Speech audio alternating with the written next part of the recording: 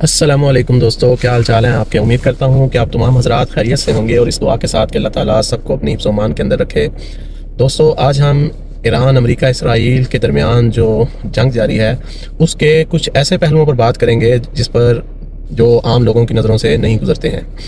تو دوستو، کیا ایران، امریکہ، اسرائیل کے درمیان یہ جو لڑائی ہے، جنگ ہے، کیا یہ صرف ایک جنگی تنازعہ ہے یا اس کے پیچھے کچھ ایسے سیاسی، مالی اور خفیہ پہلو بھی ہیں جو عام عوام کو نظر نہیں آتے یا ان کی نظروں سے چھپائے جاتے ہیں؟ کچھ لوگ کہتے ہیں کہ عالمی سیاست میں بعض فیصلے صرف جنگ یا سیکیورٹی کی بنیاد پر نہیں کیے جاتے، بلکہ سیاسی دباؤ، خفیہ فائلیں اور طاقت کا جو کھیل ہے اس میں بڑا کردار ہوتا ہے۔ مثلا بعض تجزیہ کار یہ بھی سوال اٹھاتے ہیں کہ ڈونلڈ ٹرمپ پر جیفری ایپسٹین فائلوں کا جو دباؤ ہے، کیا اس جنگ میں بھی اس کا کوئی کردار ہے؟ تو آج کے ولاگ میں ہم اس بات کو سمجھنے کی کوشش کریں گے اور ان تمام پہلوؤں کے اوپر بات کریں گے۔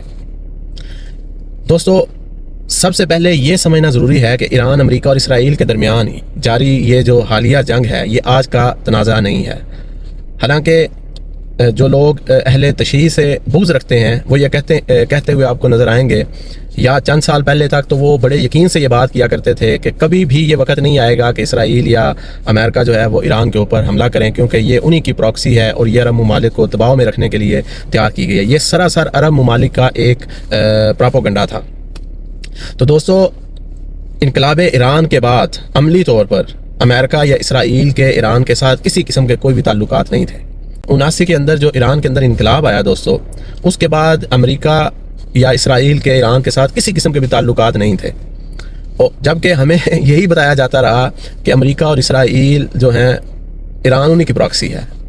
جس طرح اسرائیل جو ہے وہ امریکہ کی پراکسی ہے، اسی طرح ایران بھی ان کی ایک پراکسی ہے، اور یہ سراسر عرب ممالک کا پراپوگنڈا تھا۔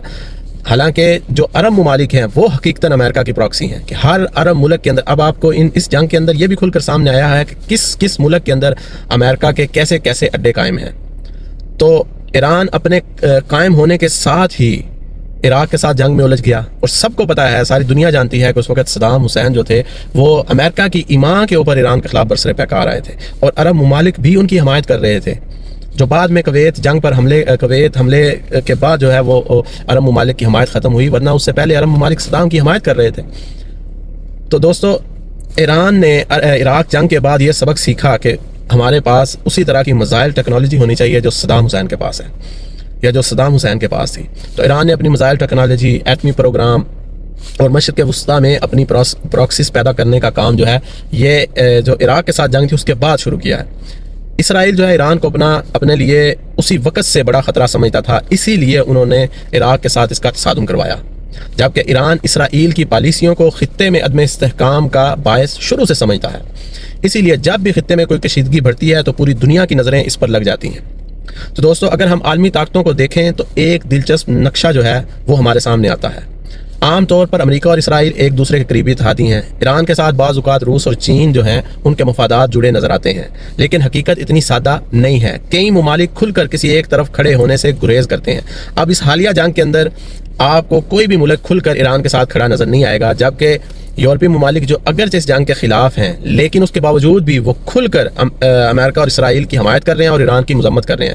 اور اس جنگ کے دنوں کے اندر جو جرمن وزیر خارجہ ہیں انہوں نے اسرائیل کا دورہ کیا ہے، اسرائیل کے ساتھ ٹیلی فونک بات نہیں کی یا اس کے ساتھ اظہار یکجہتی نہیں کیا، بلکہ وزیر فوجی جیٹ کے اندر بیٹھ کر وہ اسرائیل تل ابیب پہنچے ہیں اور ان مقامات کے اوپر گئے ہیں جہاں ایران کے جو میزائلوں نے ہٹ کیا ہے۔ اس لیے عالمی سیاست میں اکثر کھلے بیانات اور خفیہ سفارتکاری الگ الگ چلتی ہے۔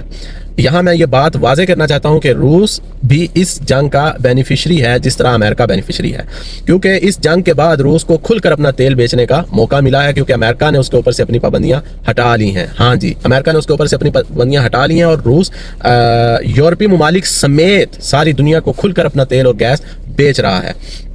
تو دوستو، جو اس کی یورپ کے کئی ممالک اسرائیل اور امریکہ کے ساتھ مکمل طور پر کھل کر کیوں نہیں کھڑے ہوتے، تو اس کی چند بڑی وجوہات ہیں۔ توانائی کا مسئلہ، یورپ کو مشرق وسطیٰ سے تیل اور گیس کی ضرورت ہوتی ہے۔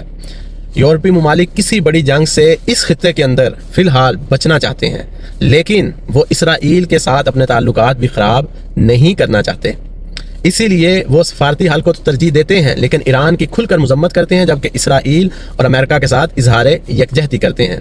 यहाँ से पता चलता है कि जो सफारती राब्ता होता है वो बहुत ज़रूरी होता है, क्योंकि सफारती राब्ते ही कशीदगी को कम करने की कोशिश करते हैं। इलाकाई सिक्योरिटी जो है उस पर बातचीत हो सकती है। यूरोप के अंदर सवाए स्पेन के किसी ने भी इसराइल या अमेरिका की मजम्मत नहीं की है। अब आते हैं एक ऐसे नाम पर जो कई सालों से आलमी सियासत और मीडिया में ज़ेर बहस रहा। जेफरी एप्स्टीन, एक अमेरिकन फिनांसर जो 2019 में एक बड़े स्कैंडल के बाद दुनिया भर की खबरों की जीनत बना। इस पर संगीन जराइम के इल्ज़ामात लगे और इसके कई बाअसर लोगों से